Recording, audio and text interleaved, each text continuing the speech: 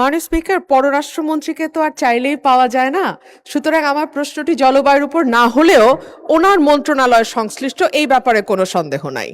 মাননীয় স্পিকার, আপনার মাধ্যমে মাননীয় পররাষ্ট্রমন্ত্রীর কাছে আমি জানতে চাইছি, সৌদি আরবিয়া, টার্কি এবং পাকিস্তানকে মিলে যেই মক্কা প্যাক্ট 7ই অগস্ট 2026 সাইন হয়েছে, ম্যালর্ড, মাননীয় মন্ত্রী কি বলবেন যে এখানে বাংলাদেশের সুবিধাটা কি হবে এই প্যাক্টে যুক্ত হলে, বা বাংলাদেশ এই প্যাক্ট থেকে কি পেতে যাচ্ছে?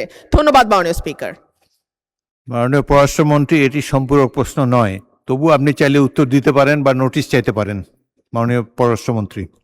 মাননীয় স্পিকার, আমি আপনাকে আবারও ধন্যবাদ জানাচ্ছি এবং আমাদের সংসদ সদস্য মিস রুমিন ফারহানাকে একটি গুরুত্বপূর্ণ প্রশ্ন উত্থাপনের জন্য ধন্যবাদ দিচ্ছি। এই প্যাক্ট 3টি দেশের ভেতরে হয়েছে। আমরা এতে এই প্যাক্টটিকে ইতিবাচক হিসেবে দেখছি।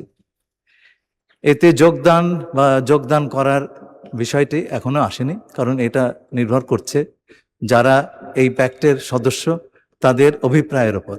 তারা যদি অভিপ্রায় প্রকাশ করেন বাংলাদেশকে এই প্যাক্টে নেবার জন্যে, তাহলে পরে আমরা নিশ্চয়ই সেটা ইতিবাচকভাবে বিবেচনা করব। কিন্তু তার আগের ভালো মন্দ এটা এই বিষয়টি আলোচনা করাটা সম্ভবত সেই সময়টি এখনো আসেনি। আমরা নিশ্চয়ই এই সমস্ত বিষয় বিবেচনায় রাখব।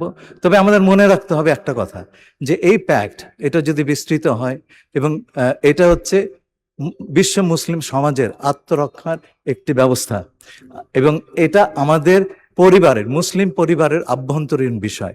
সুতরাং এইটা নিয়ে কারো অন্যান্যদের উদ্বেগের কোনো অবকাশ নাই। আপনাকে অসংখ্য ধন্যবাদ।